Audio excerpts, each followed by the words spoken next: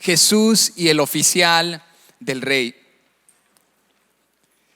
Sabe, continuamente luchamos como seres humanos con el tener las intenciones correctas, con el buscar cosas por las razones correctas.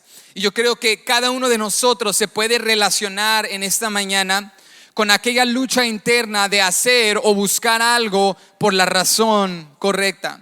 Como por ejemplo hacer ejercicio o comer una dieta saludable y hacerlo por la razón correcta de vivir una buena vida y no por el hecho de tener validación física de parte de alguien más o de tener vanidad física. O de entrar en relación con alguien en una nueva amistad, pero buscar esa amistad porque valoramos a esa persona en sí y no porque queremos simplemente algo de esa persona. O como el hacerle promesas a alguien que tú aprecias y hacerle esas promesas con un corazón dispuesto a cumplir tus promesas, en lugar de simplemente hacer las promesas por decirle lo que quieren escuchar sin la intención de cumplir lo que has prometido. Todo ser humano lucha con el hacer cosas por las intenciones o con las intenciones correctas. Pero sabe, hay un aspecto de nuestra vida que es el más importante, en el cual las intenciones son muy importantes, y es el aspecto de nuestra fe. ¿Por qué es que usted y yo amamos a Dios?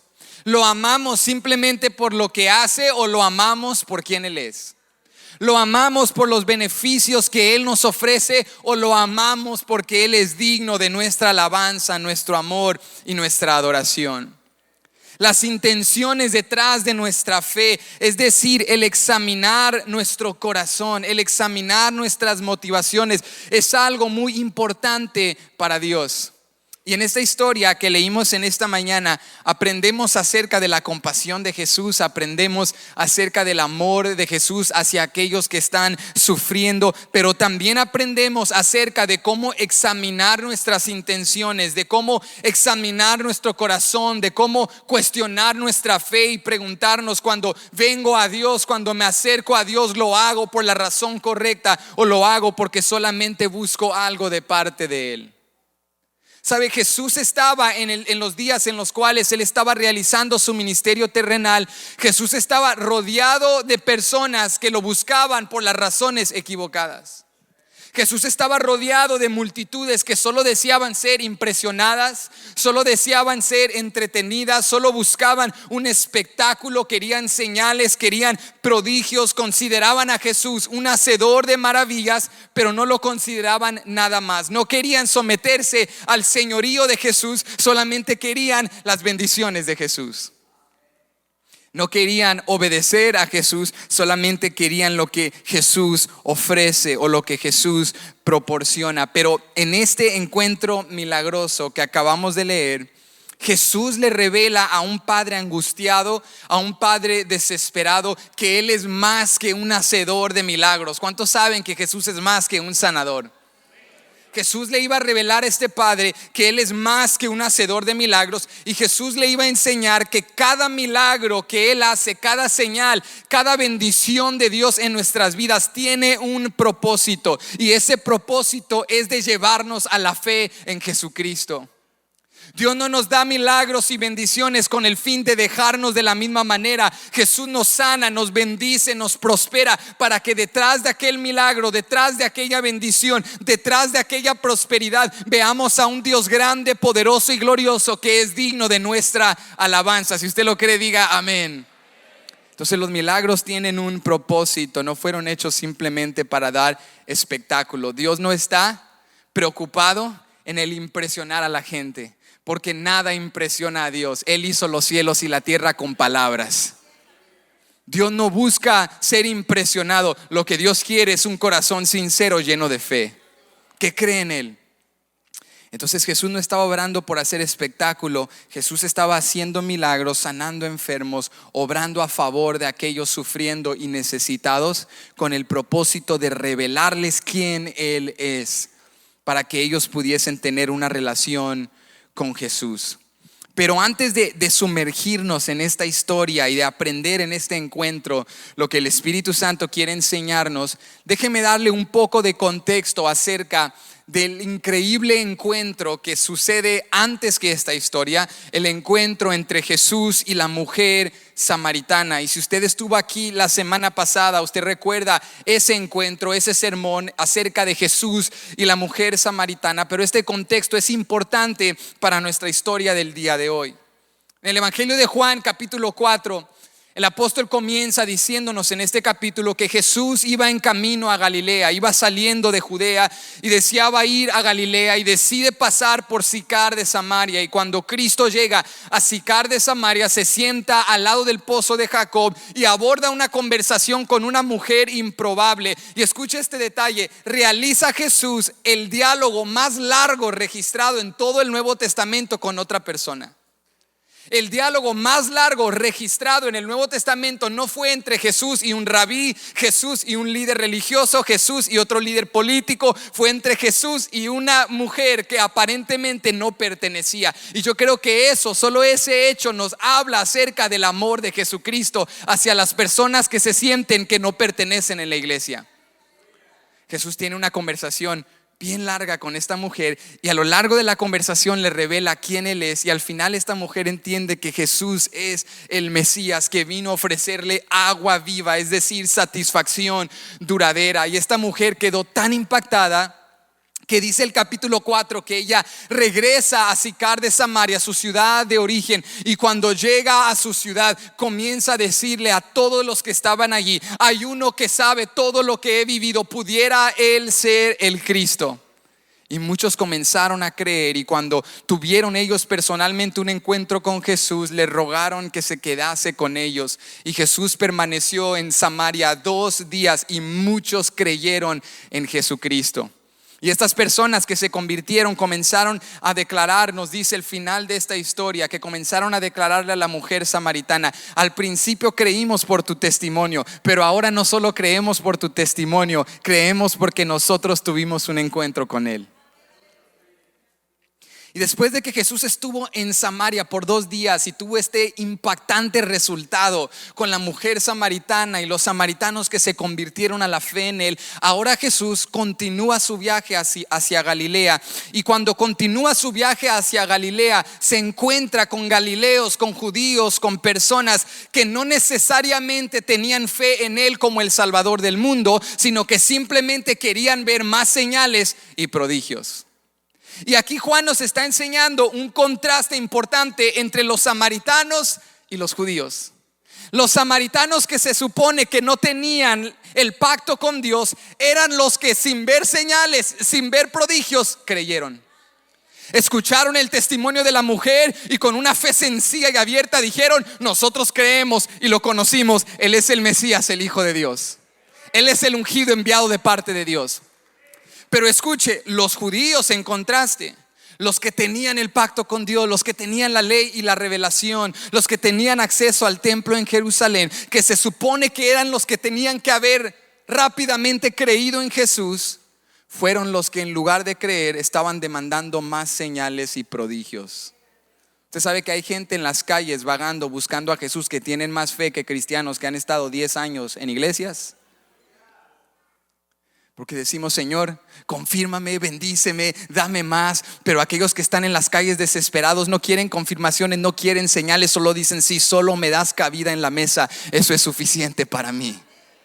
Si solo me das acceso a Dios, eso es suficiente para mí. Yo creo que estar tanto sentado en la iglesia puede ser tanto algo saludable como peligroso. Porque si estás muy sentado en la iglesia sin servir, sin dar, sin ser generoso, sin ver la misericordia y la gracia de Dios a favor en tu vida, comienzas a llegar a una actitud de demandar y de requerir y de exigir, en lugar de venir con humildad y decirle: gracias por otro día de vida.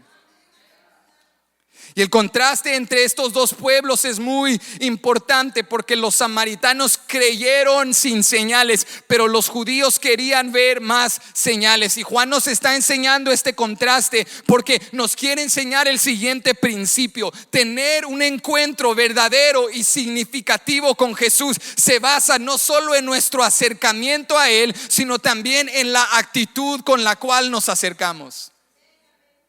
Para Dios es bien importante la actitud o la disposición de nuestro corazón. No es solamente el venir y el acercarme a Dios, sino el cómo me estoy acercando a Él.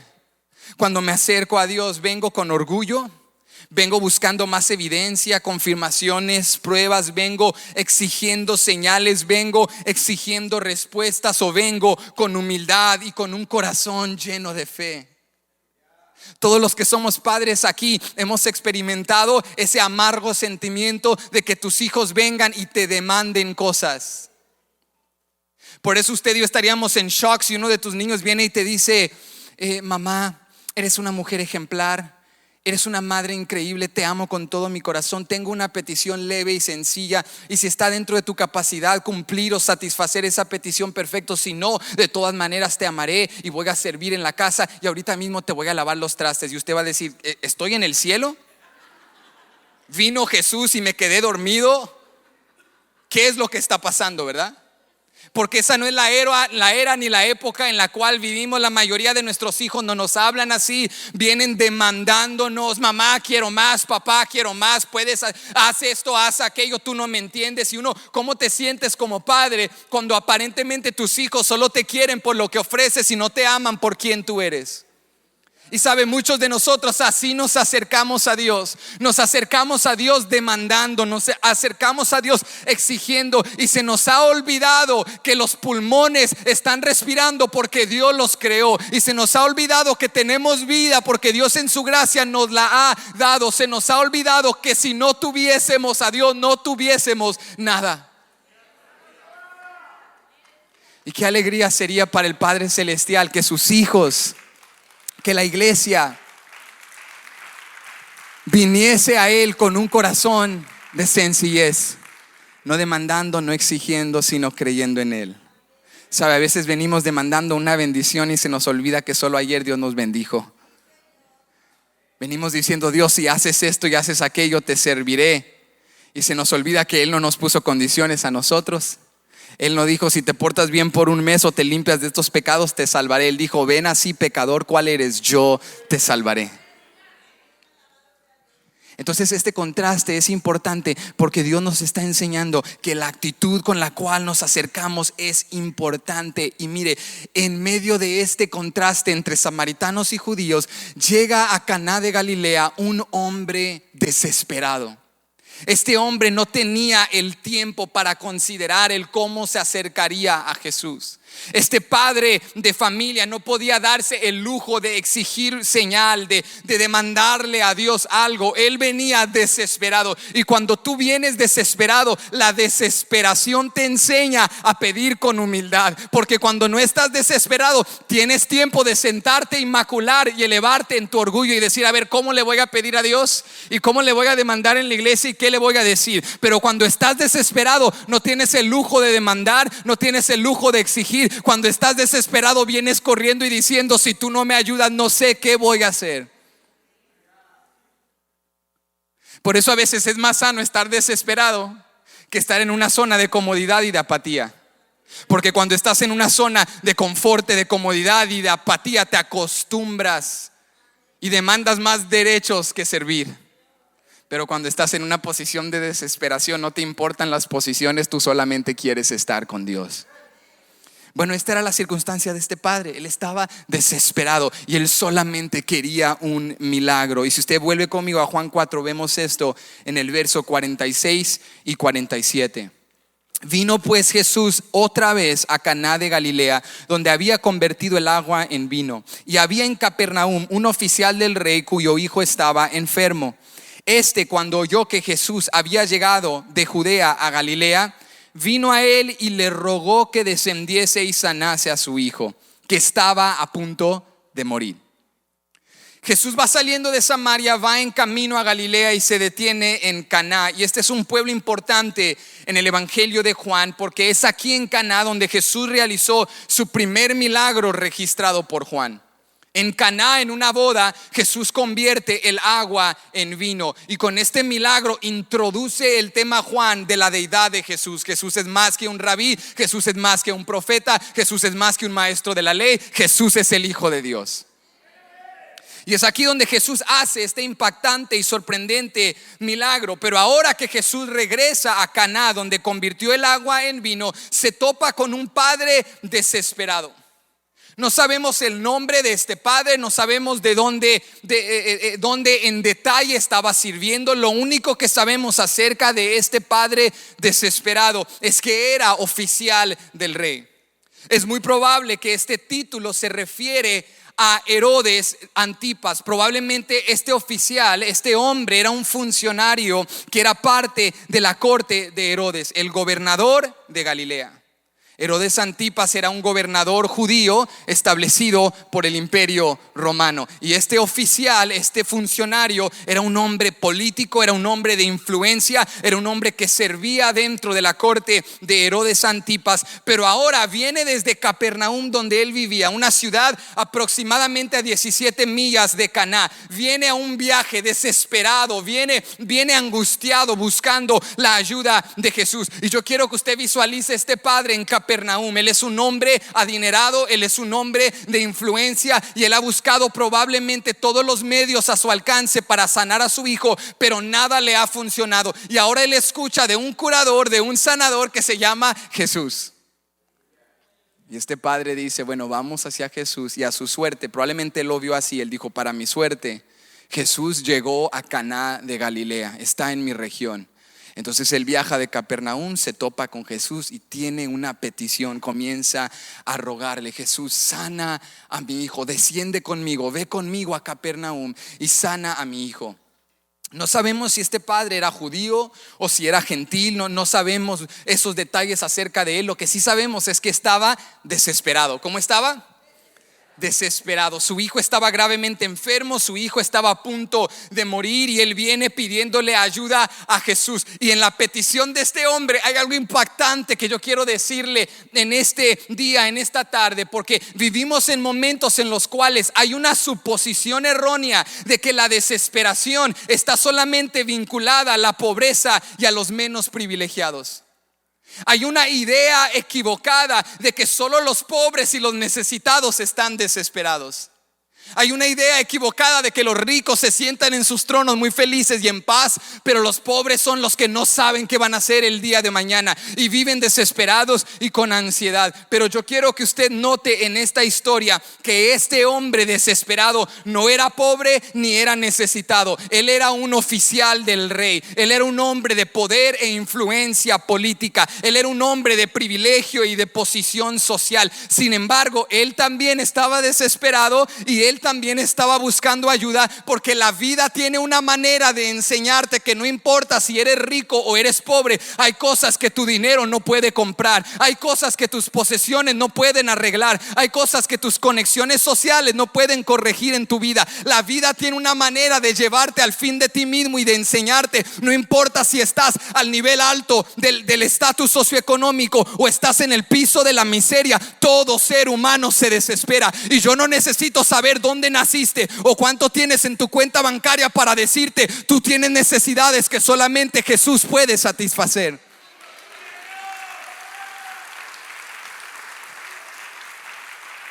Si esta historia destruye esa idea errónea de que solo los pobres se desesperan, escúcheme, hay ricos bien desesperados. Porque esto no se trata del dinero o no tenerlo. Esto no se trata de posición o vivir ausente de ella. Esto se trata de que hay cosas en la vida que solamente Jesús puede arreglar. La vida tiene una manera de enseñarnos que el sufrimiento es para todos. Porque el sufrimiento no hace acepción de personas. El sufrimiento no es racista, el sufrimiento es amador de todas las razas.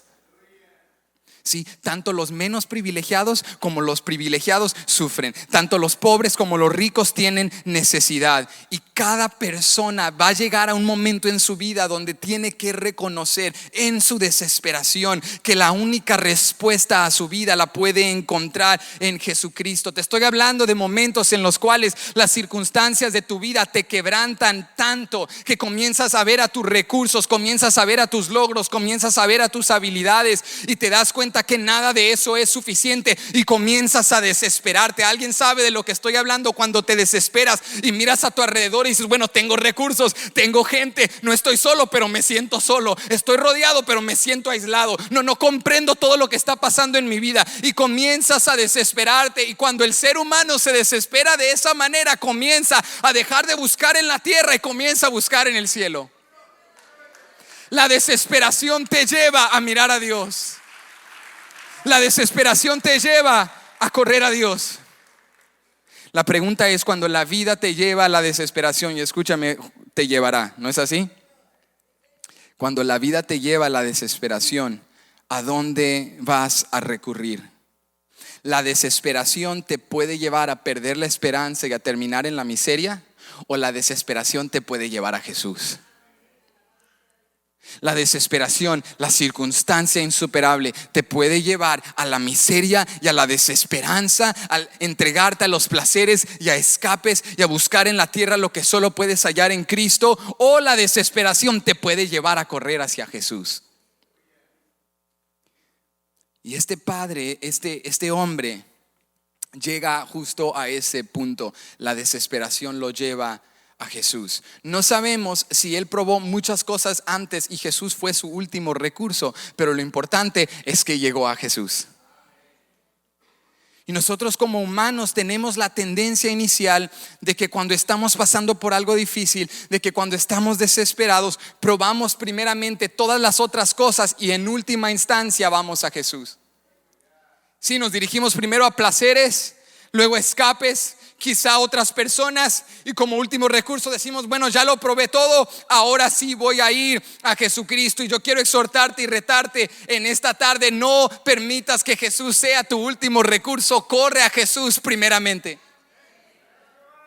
No vayas primero a placeres, escapes, a pasatiempos, a otras personas que, escucha, tienen el mismo poder que tú tienes, las mismas limitaciones que tú tienes, las mismas inseguridades que tú tienes. Tú sabes que los consejeros y terapistas van también a consejeros para lavarse la mente de todo lo que tú les dejaste. Llega un momento donde la desesperación te va a llevar a Jesús, pero que Jesús no sea tu último recurso, que Jesús sea tu primera opción. Y este padre viene desesperado, viene hacia Jesús y le da esta petición: mi hijo se está muriendo, ayúdame por favor, desciende conmigo a Capernaum. Pero antes de que Jesús responda su petición, Jesús lo exhorta a él y Jesús exhorta a los que estaban allí también. Y vemos esto en el verso 48. Entonces Jesús le dijo: si no viereis señales y prodigios, no creeréis. El padre viene, ¿verdad?, desesperado: Jesús, sana a mi hijo, por favor, ayúdame. Y Jesús no le contesta. Jesús se refiere a todos los que están ahí. Dicen: ustedes, si no ven señales y prodigios, no creen. O sea que muchos de nosotros venimos a Jesús con las intenciones equivocadas. No hemos entendido el propósito de Dios en nuestras vidas. No hemos entendido que esa circunstancia te llevó a la desesperación para que fueras a Jesús, para que aprendieras a depender de Él. Pero nosotros no vemos ese propósito divino. Nosotros vemos qué mala es la vida. Satanás anda tras mí. Todo es injusticia.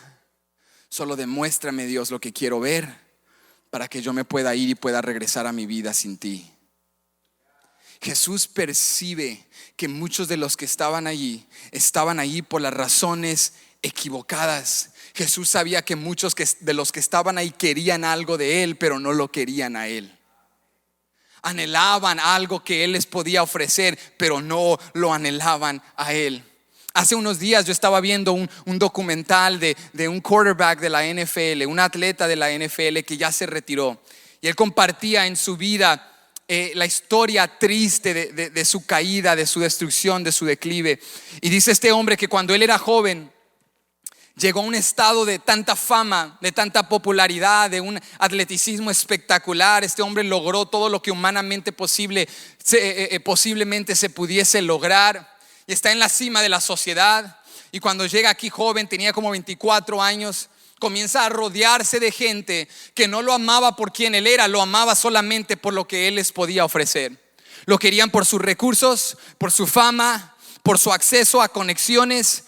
Y este hombre comenzó a dejar que esta gente se aprovechara de él. Y al final va contando cómo después en su vida se dio cuenta de cómo esta gente se estaba aprovechando de él. Pero en el momento él ignoraba esta realidad y él creía que todos eran sus amigos. Pero esto inevitablemente lo llevó a su destrucción.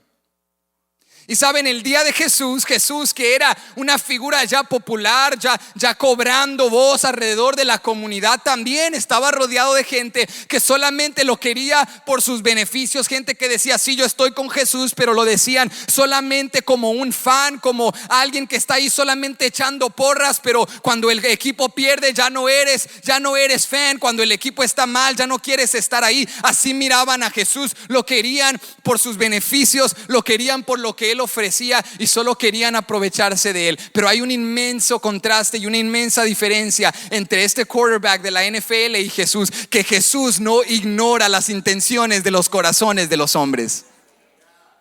Jesús también estaba rodeado de gente con malas intenciones, pero Jesús no se iba a dejar engañar. Jesús miraba los corazones.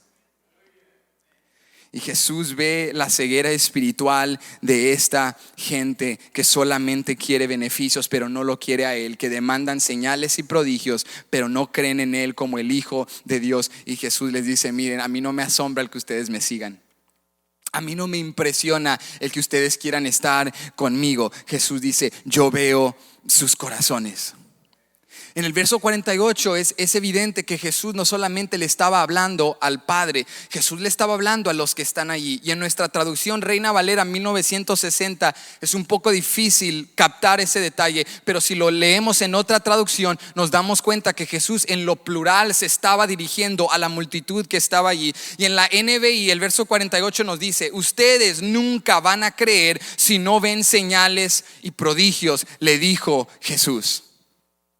Jesús escucha la petición del Padre y dice, este es un buen momento para contestar no solo al Padre, sino a los galileos que están aquí, que solo quieren espectáculo. Jesús les dice, si lo único que buscas es señales y prodigios, no vas a creer en que yo soy el Hijo de Dios, porque los milagros no son diseñados para que tú te impresiones o para que tengas un espectáculo. El propósito de los milagros es señalarte al que hace los milagros. El propósito de los milagros es llevarte a la fe en Jesús.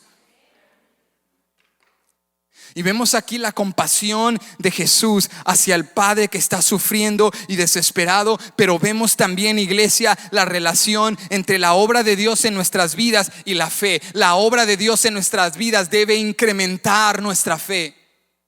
La obra de Dios en nuestras vidas tiene un propósito. Dios no nos bendice y no nos sana para dejarnos por donde íbamos. Dios nos bendice y nos sana para entrar a una relación con Él. Muchos creyentes ven a Jesús y el asistir a la iglesia como ir a un consultorio médico. Tú vas al consultorio del médico, tú te sientas, no necesitas tener ninguna relación con él, hablas solamente con la secretaria, el pastor, y nunca tienes que hablar con el médico. Y entras al consultorio del médico, te revisa y te dice, estás muy bien este domingo, toma tu pastilla y te vas a sentir mucho mejor. Si quieres, tu receta la puedes recoger en la farmacia más cercana de tu casa y tú te vas muy tranquilo. No tienes que volver a hablar con el médico, no tienes que obedecer al médico, no tienes que rendirle cuentas al médico. Muchos vienen el día de domingo por su pastilla y su pastilla viene en forma de un predicador flaquito que brinca y corre y te dice lo que necesitas escuchar y te emociona. Y luego viene el pianista y toca unos tonos emotivos que comienzan a darte un sensacionalismo y te levantas, y el baterista comienza a entrar y sientes tu corazón palpitando y te emocionas. Pero tan pronto sales del santuario el día martes, ya ese sensacionalismo se desvaneció. Si Jesús no es un médico en un consultorio, Jesús es el Hijo de Dios que merece nuestra alabanza, nuestra honra, nuestra gloria, nuestra adoración. Jesús no te trajo por una pastilla, Jesús te trajo por una relación. Jesús no te ofrece una medicina, Jesús es la medicina que tú necesitas. Jesús no te dice siéntate en el consultorio y te voy a dar algo. Jesús te dice yo me estoy dando a mí mismo. Yo soy lo que tu alma necesita. Yo soy el agua viva, yo soy el pan del cielo. Yo soy lo que tú necesitas interiorizar para salir de aquí con una vida transformada.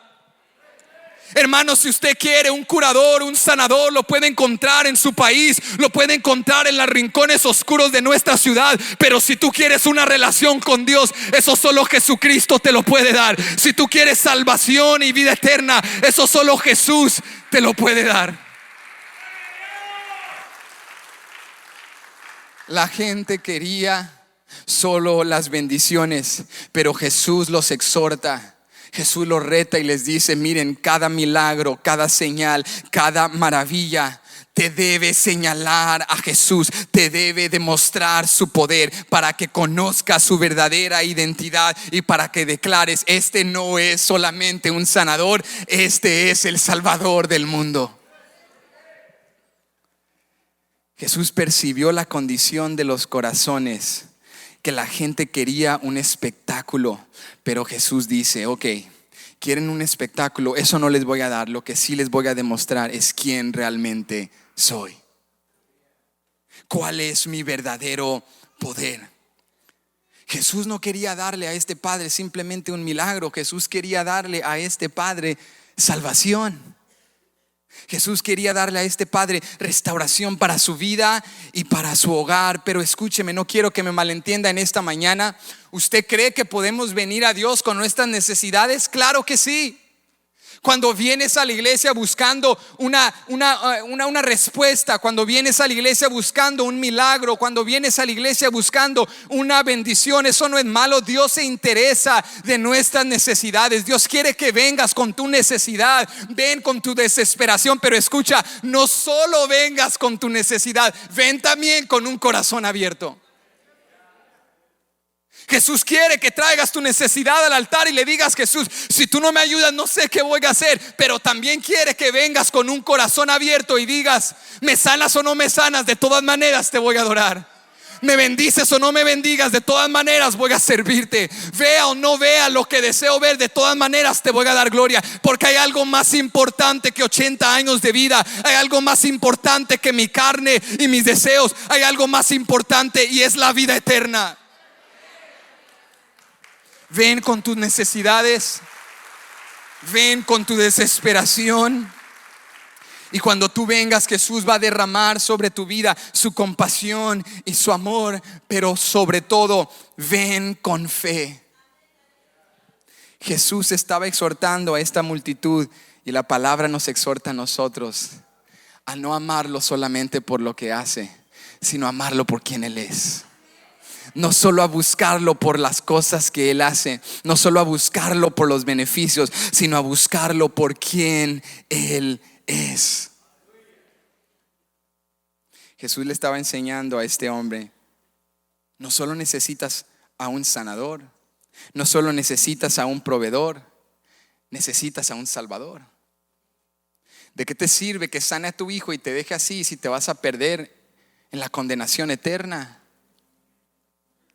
¿De qué te sirve que te sane, que te bendiga, que te dé un nuevo auto, que te dé un nuevo trabajo, que te escale en posición de empleo, si vas a pasar la eternidad lejos de mí?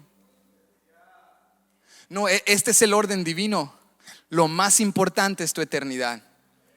Y después de eso viene la sanidad y la bendición y las provisiones. Pero nosotros invertimos esos valores. ¿Por qué, iglesia? ¿Por qué invertimos esos valores? Porque vemos antes lo material que lo espiritual. Porque vemos antes lo físico que lo espiritual. Jesús le dice a este hombre: yo quiero enseñarte que soy más que un hacedor de milagros. Yo quiero enseñarte que soy el Salvador.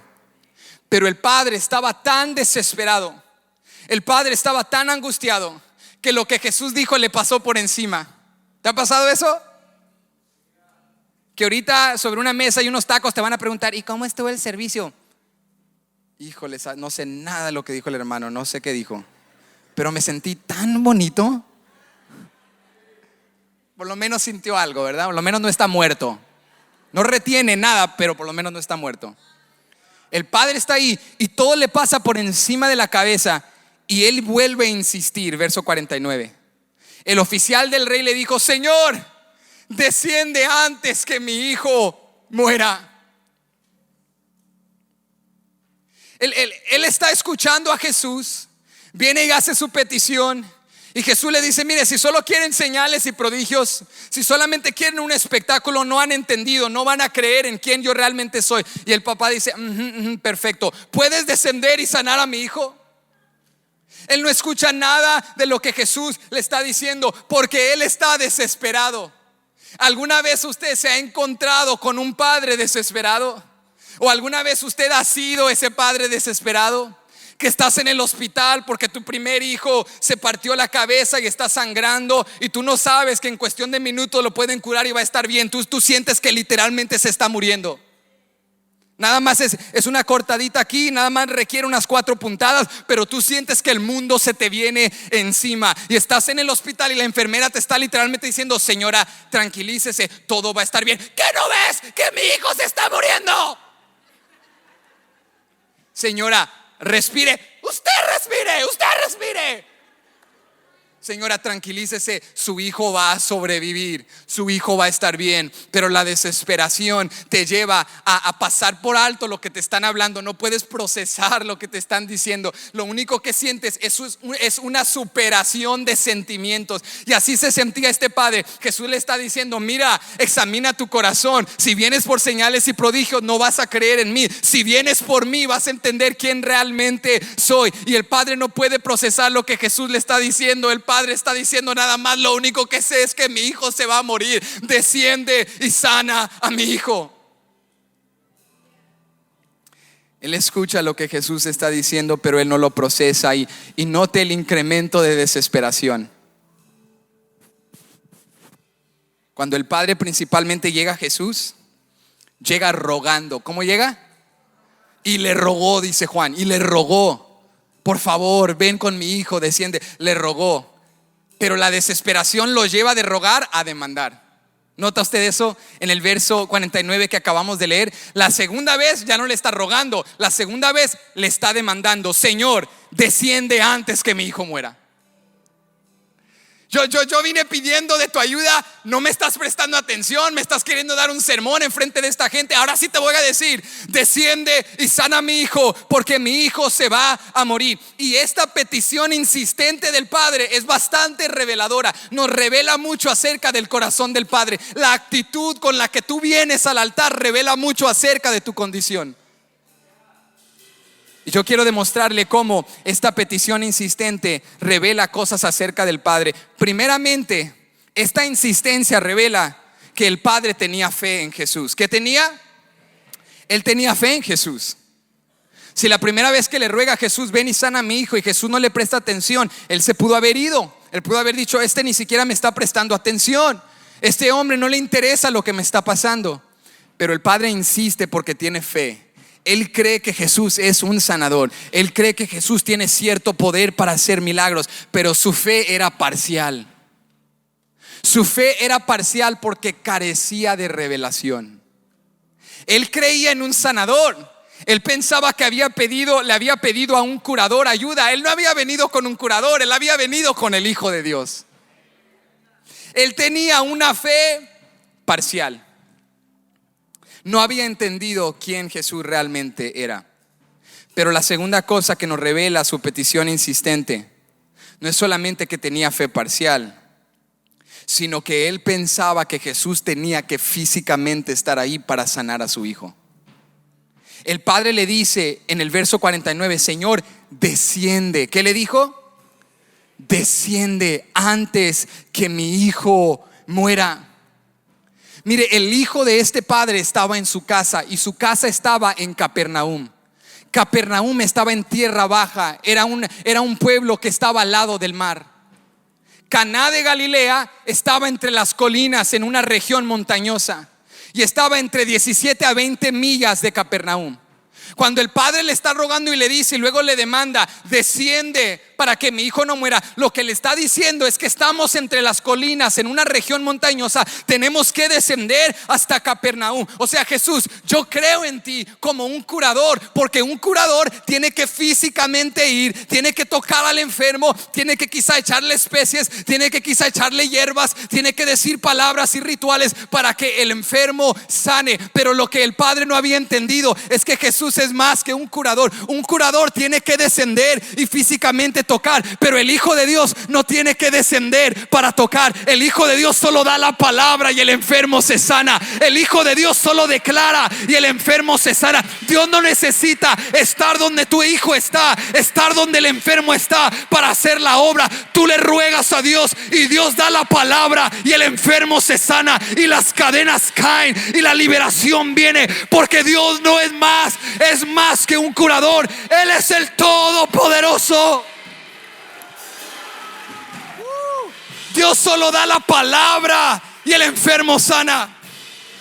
¿Qué nos revela esto acerca de la fe?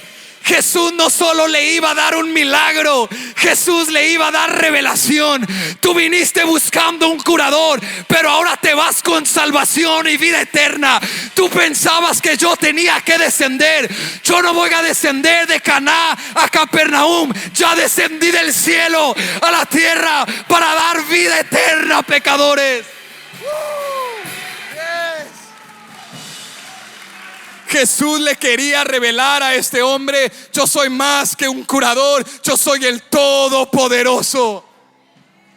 Es que detrás del milagro hay algo más importante. Detrás del milagro está la revelación de Jesús. Detrás de la bendición hay algo más importante. Detrás de la bendición está la revelación de Jesús. Y la búsqueda te enseñó. La búsqueda fue un proceso. Tu viaje desesperado de Capernaum a Caná, de las calles a la iglesia, de afuera para adentro, te enseñó algo. Te enseñó tus limitaciones, te enseñó tus carencias, te enseñó tus vacíos, para que cuando llegues a Jesús ya no llegues con altivez, sino que llegues con humildad diciendo: Jesús, te necesito. La desesperación y el proceso son buenos maestros, iglesia. Aprendamos la lección que nos están enseñando. No vengas a Jesús demandando, ven a Jesús con humildad. Y no vengas a Jesús buscando beneficios, venlo buscando a Él. Él es lo que tu alma necesita. Jesús le reveló al Padre que Él no era un mero curador o sanador. Él no tenía que tocar al Hijo, Él ni siquiera tenía que estar en el mismo entorno. Jesús solo daba la palabra y al instante el Hijo sanaría. Y en el verso 50 Jesús le dijo: ve, tu hijo vive. Jesús, con compasión y amor, ve que el Padre viene con la actitud equivocada. Ve que en lugar de pedir, demanda. Ve que quedó desapercibido y no entendió lo que Jesús le estaba diciendo. Pero aún así, alguien diga: aún así. Aún así, con compasión y amor le dijo: te voy a dar no lo que mereces, te voy a dar en mi gracia lo que no mereces. Te voy a dar el milagro, pero también te voy a dar salvación. Ve, tu hijo vive. Y ahora, iglesia, ahora la fe parcial se convierte en una fe genuina. Ahora la fe parcial se convierte en una fe genuina. Cuando Jesús le dice: ve, tu hijo vive, como que los ojos espirituales de este hombre fueron abiertos y él entendió: este no es solamente un sanador, él es más que eso. Él no necesita ir y tocarlo, él solamente necesita dar la palabra. Y dice el verso 50: y el hombre creyó la palabra que Jesús le dijo y se fue. El hombre ya no cuestionó, el hombre no empezó a debatir con Jesús. Él creyó la palabra: ve, tu hijo vive. Y él dijo: ok, vamos a Capernaum. Y me imagino que cayó con una desesperación cuando corres tan emocionado que casi te tropezas, ¿verdad? Casi te caes. Va corriendo ese padre, se monta en su caballo, llega desesperado, y cuando va en el camino va entendiendo y procesando: ¿con quién acabo de hablar? ¿Con quién acabo de tener un encuentro? Este hombre tiene tanto poder que dice: ve, tu hijo vive. ¿Quién es este hombre? Es más, el verso no nos dice que Jesús le predica el mensaje. Jesús no le dice: soy el Hijo de Dios. Jesús no le detalla como a la mujer samaritana, pero él entendió, él hizo las conexiones. Este es un hombre poderoso. ¿Quién pudiera ser? Y vio que detrás del acto milagroso había un acto de revelación. El hombre entendió que no solamente se trataba de curar a su hijo enfermo, se trataba de revelar la identidad de Jesús para que toda su familia pudiese creer. El verso 51 al 54 y terminamos, nos dice: cuando ya él descendía, sus siervos salieron a recibirle y le dieron nuevas diciendo: tu hijo vive. Entonces él les preguntó a qué hora había comenzado a estar mejor, y le dijeron: ayer a las 7 le dejó la fiebre. El padre entonces entendió que aquella era la hora en que Jesús le había dicho: tu hijo vive, y creyó él con toda su casa. Esta segunda señal hizo Jesús cuando fue de Judea a Galilea. El padre viene descendiendo y en medio camino los siervos le encuentran, y cuando le encuentran, escuche lo que sucede. Los siervos le dicen: tu hijo vive, tu hijo vive.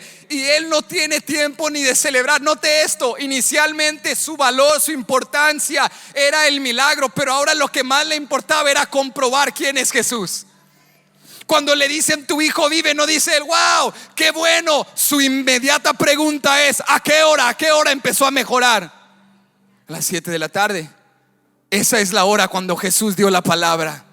Y cuando este padre llega a casa, ya no llega abrazando al hijo diciendo: mi hijo fue sanado. Llega a casa diciendo: tuve un encuentro con el Salvador del mundo. Necesitan conocerlo. Él dio la palabra y mi hijo vive. Y ahora, hijo, estás vivo porque aquel maestro, aquel Salvador que está a 17 millas de aquí, dio la palabra. Él es el Hijo de Dios. Y todo su hogar cayó de rodillas y levantaron las manos y comenzaron a exaltar el nombre que es digno de toda alabanza, de toda honra, de toda gloria. Él es más que un sanador, Él es el Salvador del mundo.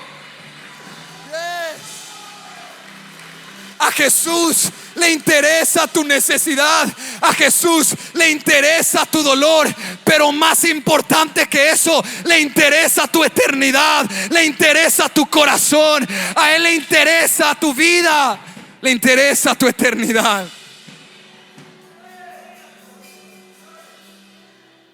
Escuche, quiero terminar con esto.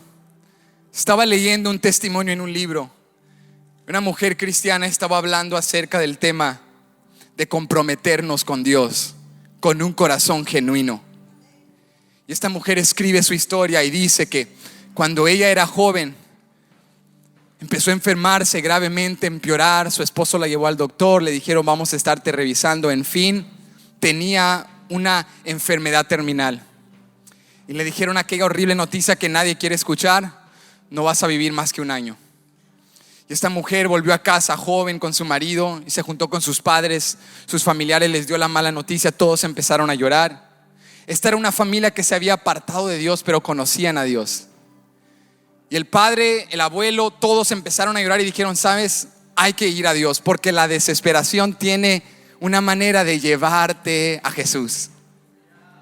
Y desesperados corrieron, y esta mujer contaba que volvió con aquel pastor que había ignorado, que ya no se interesaba de él. Y este pastor, como un buen pastor, la vio y no la criticó. Le dijo: hija, aquí estamos. La abrazó y ella dijo: pastor, perdóneme, dije cosas, me fui. No te preocupes de nada, vamos a orar, Dios te puede sanar. Y comenzaron a orar, y la iglesia, como una iglesia sana, la abrazó, no la criticó, no la juzgó, la amaron. Y comenzaron a orar, interceder. Hermanos empezaron a visitarla al hospital, a llevarle comida. Y una noche los médicos le dijeron: ya no hay esperanza, ya no hay nada más, perdónanos, no hay nada más que hacer.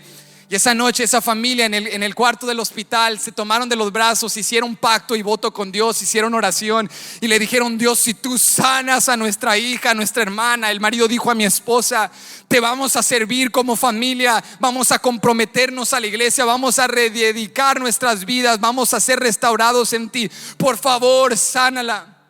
Y una semana después de esa oración, Jesús sanó a esta mujer. El próximo domingo todos estaban en la iglesia vestidos con ropa nueva. alabando el nombre del Señor, exaltando a Jesús. Escuche, una semana anterior estaban en el hospital esperando la muerte. La próxima semana estaban todos en la iglesia adorando a Dios. La segunda semana hasta los primos, nietos, probablemente hasta el gato se lo trajeron. Todos estaban adorando a Jesús. Pero la tercera semana ya solo una cantidad más baja de la familia estaba. Y la cuarta semana solo la mujer y su esposo. 2 meses después solo la mujer y el esposo habían perseverado. La familia ya se había olvidado de Dios. Y esta mujer quebrantada escribe en su testimonio y comenzó a decir: me duele tanto porque recibí el milagro físico, pero lo que realmente necesitábamos era un milagro espiritual. El milagro físico era un instrumento para que Dios trajera toda mi familia a sus pies, pero mi familia solo vino buscando los beneficios, no buscando a Dios mismo. La mujer declara en su testimonio: mi esposo y yo, dice la mujer, recibimos nuestro milagro. El verdadero milagro, recibimos la restauración en Cristo Jesús y volvimos a comprometer nuestras vidas con Él. Pero mi familia, cuenta esta mujer, no quería a un Salvador. Mi familia no quería a un Señor. Mi familia solo quería a un curador. Y la mujer declaró algo que me impactó, que yo le quiero compartir en esta tarde. La mujer dijo: el efecto de los milagros se desvanece, pero el impacto de la salvación dura para siempre. La mujer entendió: el efecto de los milagros desvanece, pero el impacto de la salvación dura para siempre. Dios te puede sanar, pero ese efecto va a desvanecer. Dios te puede hablar en una campaña, pero ese impacto va a desvanecer. Dios te puede tocar en un servicio, pero ese efecto va a desvanecer. Pero el que pone la palabra por obra, el que obedece, el que lo quiere no por lo que hace, sino por quien Él es, el que ama a Jesús no por los milagros, sino por quien Él es, eso dura para siempre, iglesia, y eso nada te lo puede quitar. El que ama a Cristo no por lo que hace, sino por quien Él es. Alguien que se ponga de pie y diga: yo lo amo no por lo que hace, sino por quien Él es.